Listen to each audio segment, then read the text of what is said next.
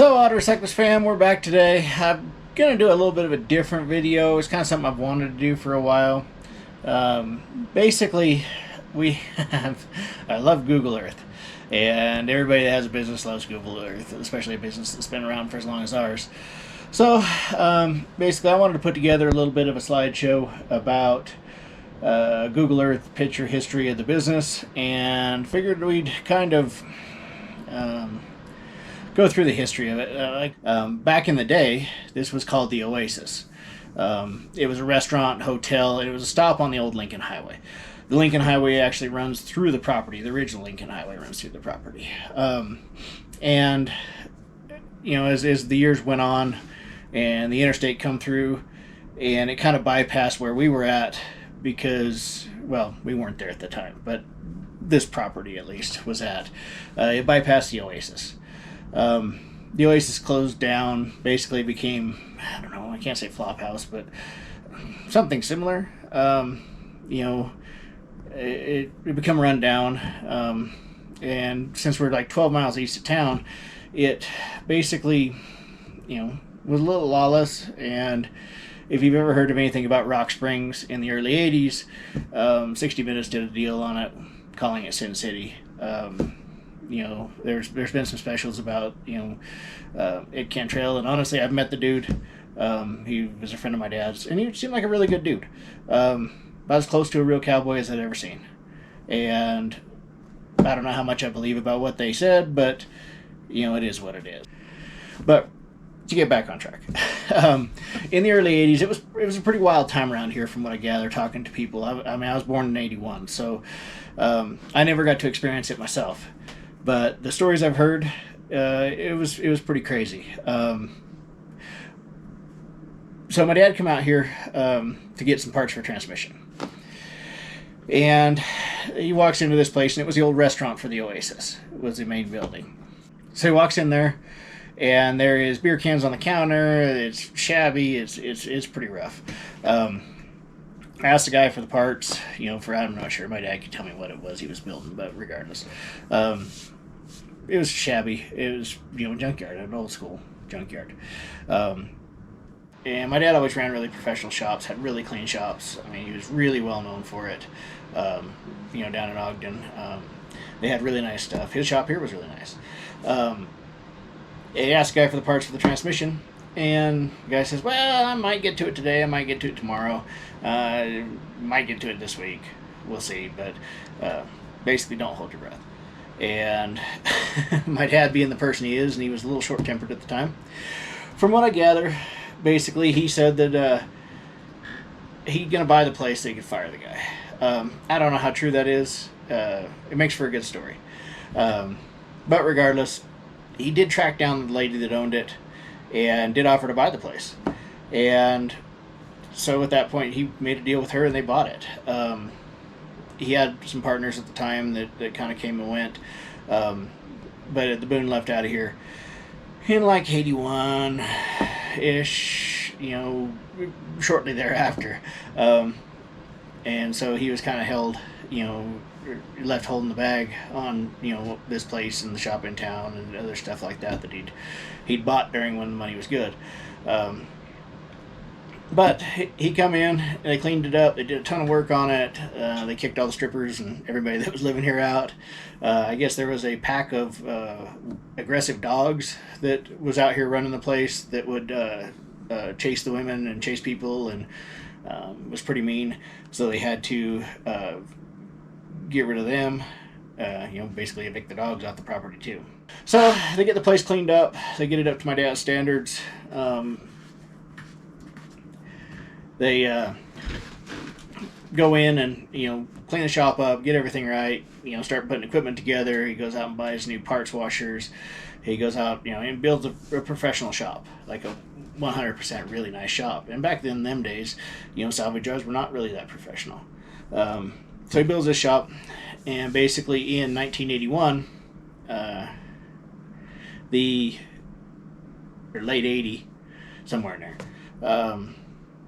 the wood stove that was installed in the old restaurant, which was the main building, whoever had installed it did not put triple wall pipe through the roof and managed to get the roof on fire. Basically, the fire happened out here. My dad was pulling trucks out of the shop and trying to get equipment out of the shop and trying to get tools out of the shop in the office building there, and it was all burning. The shop burned to the ground. The old restaurant or main building burned to the ground. The inventory burned to the ground. A lot of the cars burned to the ground. There was my dad. He was in the loader pulling the new parts washers out of the shop with the crates on fire. And they ended up arresting him, putting him in the back of a patrol car for interference because he would not stop trying to save his equipment and save his stuff. He was throwing keys to vehicles that were in the shop to anybody that would take it to try and go in and get them. The fire department in our line of business, they don't take a aggressive stance in fighting fires out here. Their job or their stance on this is containment, and they take a defensive position to keep it from spreading to other properties, that sort of deal. So in 80, basically, the place burned to the ground. There was one building left standing, and we call it the Stone Room. It's the only building that's any of the original buildings out here. It's got kind of a soft spot for me because I know it's historically the only building that was one of the original buildings. It's not very big. It was actually a two-room hotel building kind of bungalow thing. We use it for storage. It's got a crafts room in one side of it, and the other one's just kind of storage. But regardless, so that happens. They take a couple years, and they are running an office out of a trailer house.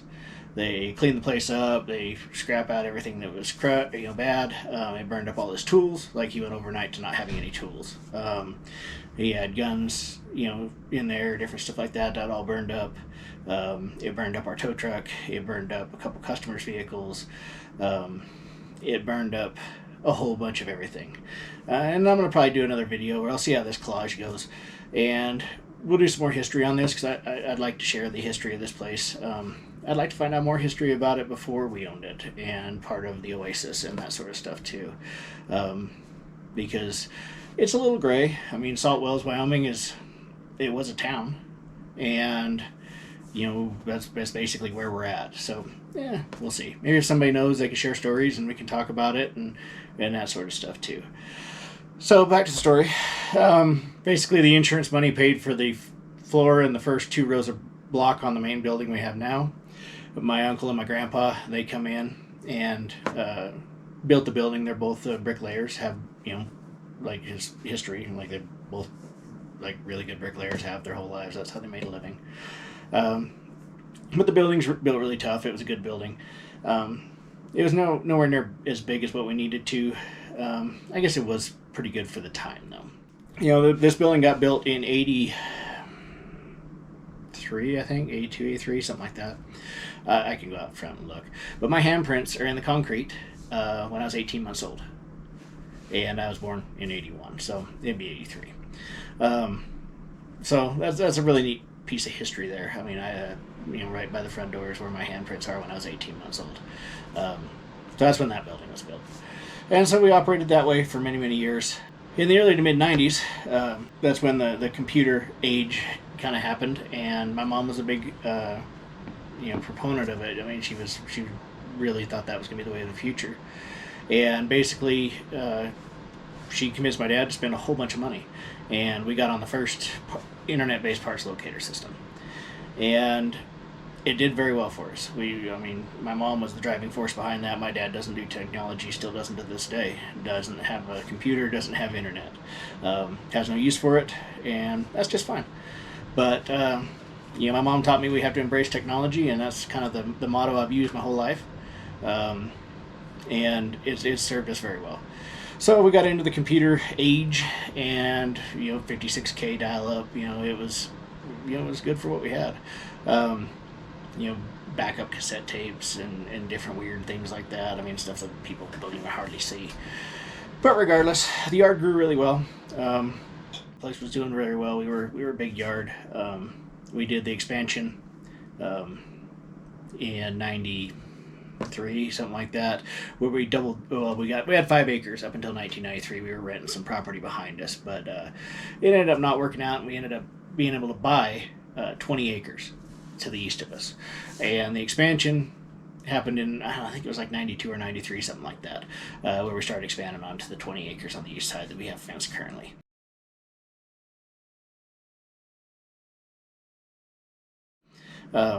Yard did well, flourished, and then like 97-ish, my mom got cancer. Her and her sister, they're like 10 years apart in age, but they both were diagnosed my aunt was diagnosed right before Thanksgiving. My mom was diagnosed right before Christmas, the same year. It was an interesting. Well, I can't say it was interesting. It was an event. That event shaped the next 5 years of everybody's life, the yard's, progress, that sort of deal. And so it ended up, my mom lost her battle with cancer in 2002. It's rough to say, but after you watch somebody go through that, I can't say it's the best thing, but given the situation, at least she's not in pain. That's neither here nor there. But regardless, the moral to the story is my parents built this business, and they built it together. They were a team. They worked here every day. They did their thing. And so they were such a good team, that basically after she passed away, he couldn't bring himself out here anymore. It was just too rough of a reminder for him to be able to come out here and not see her every day. Her not be part of here. I mean, it wasn't really the same place without her.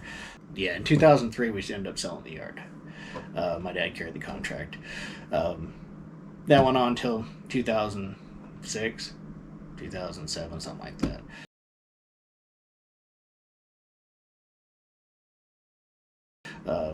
And we ended up having to take it back over. And so, it was, when we sold the yard, it was, 26 acres, 3,500 cars, somewhere in there. That was the biggest car count that we'd had up to that point. It was a really well-oiled machine. It was doing good. It made a lot of money. When we took back over in 2006, none of the equipment was running. A lot of stuff was trashed. We spent a year putting it back together. And then in 2008,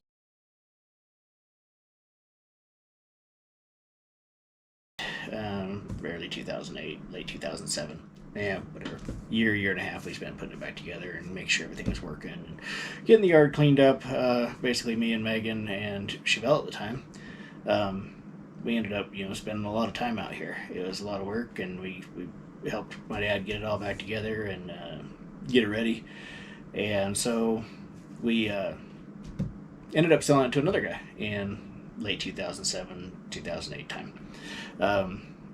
Out of anybody, I figured he could make it work.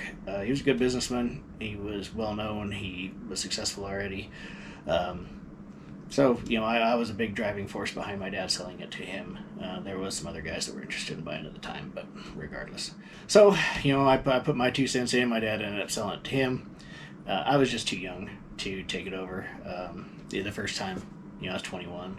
And then in 2007, I was still too young. I wasn't in a position to deal with it at all. But, I figured the guy, was a good dude and good businessman, and, I figured he'd make a good shot of it. Fast forward to 2010. They somehow managed to get a truck on fire in the shop in the main building. The fire department shows up. Actually, I'd just gotten in a bad accident myself. I'd just gotten out of the hospital. a week or two earlier.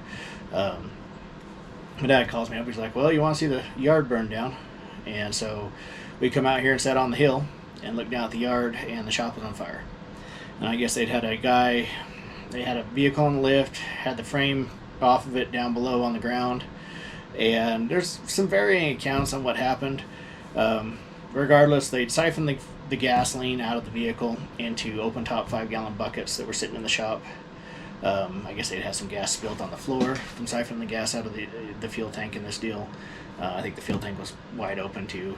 And that's where it kind of varies a little bit on my opinion versus, what their story was.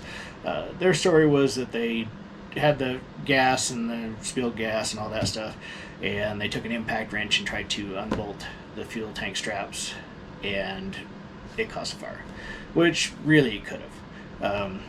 It's definitely a possibility. There was a handful of failures in that in the whole situation. I personally think they were using a torch, and with open face 5-gallon or open top 5-gallon buckets. But regardless, somehow the fire got started. The guy that started the fire, it popped on him, and I guess he had gas on his arm or something. I don't know. But somehow he got his arm on fire, and he took off running up the driveway, out the shop to put his arm out. And he got that out, but he was standing outside the shop, and from what I was told by the people in the sales area, they weren't even aware of it, that the shop was on fire. And what had happened is it caught the 5-gallon buckets on fire, and when they got hot enough, they melted, and then the fuel just spread out all over the shop. There was a big pile of tires in the shop. There was, the forklift, the parts washers, all the stuff. The same parts washers that my dad had went into a burning building and got them out with their crates on fire ended up burning down. We lost everything in the shop. Big lathe. The guy that was buying it lost everything in the shop. All the equipment in the shop, the forklift, the lifts, everything that was in there. And it just wrecked everything. It was a good one. The fire department showed up, and they took a defensive position. They built a big pool in the middle of the highway, and they ran tanker truck after tanker truck to fill up the big pool, and basically keep the fire contained, keep it jumping from starting brush fires, that sort of deal. And so after about an hour of burning, the building was designed very well. It was built very well. It was designed not to burn down. Have steel rafters, cinder block walls, concrete reinforced, rebar reinforced cinder block. Built really strong. And it stayed standing.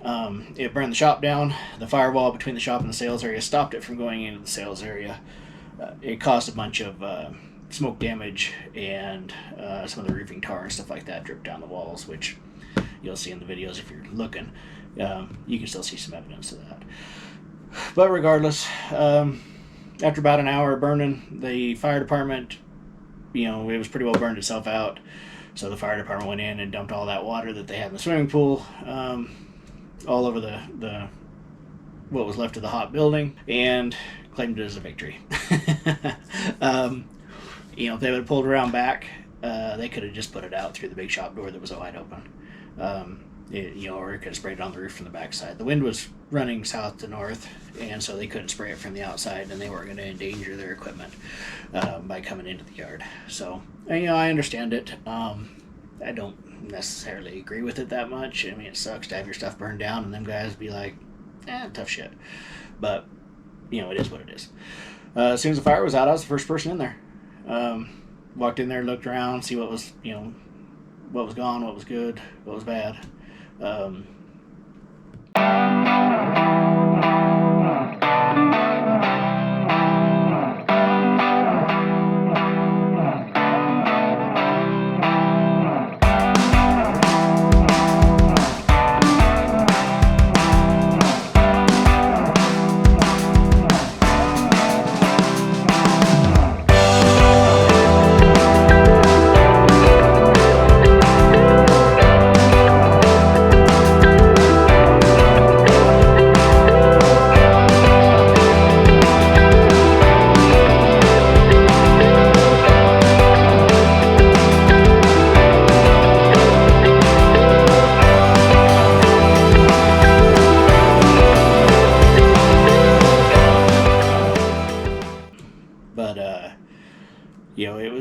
interesting. The guy that bought the yard, he had a rough go after that.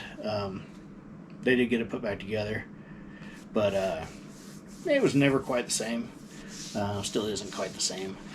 And so then we'll fast forward to 2015.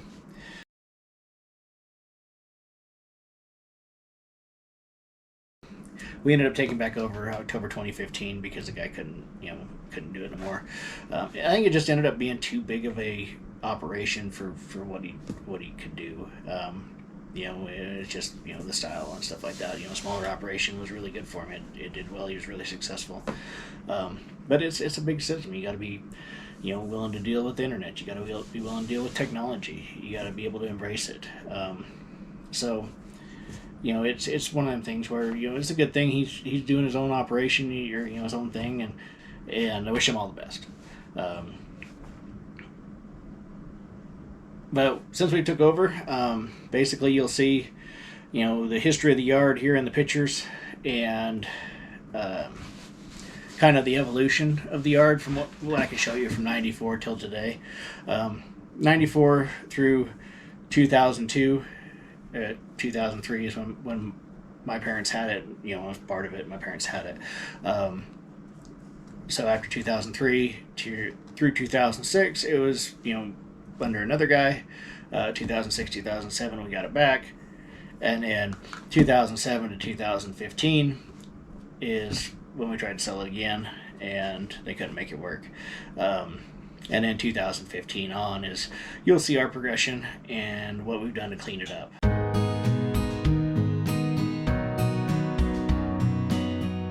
What we've done to organize it.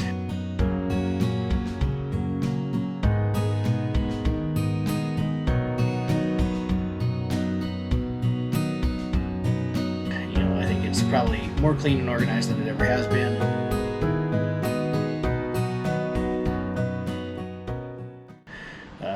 We try and operate really professionally. We sell worldwide.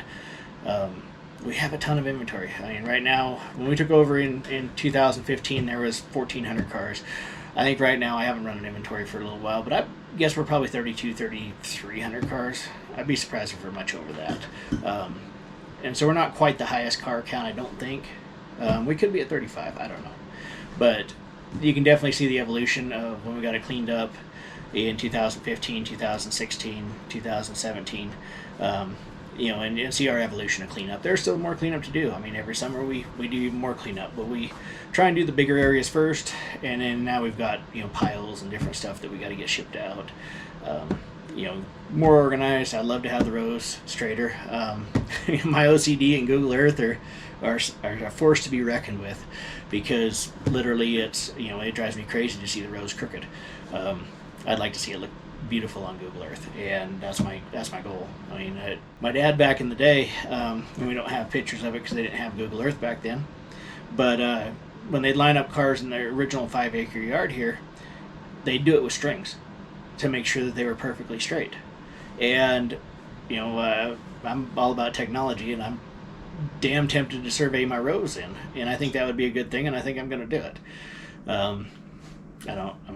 It's just that OCD part of you that wants everything nice and pretty and straight. Well, that wraps up the evolution of the auto recycler's yard on the Google Earth images, so thanks for watching.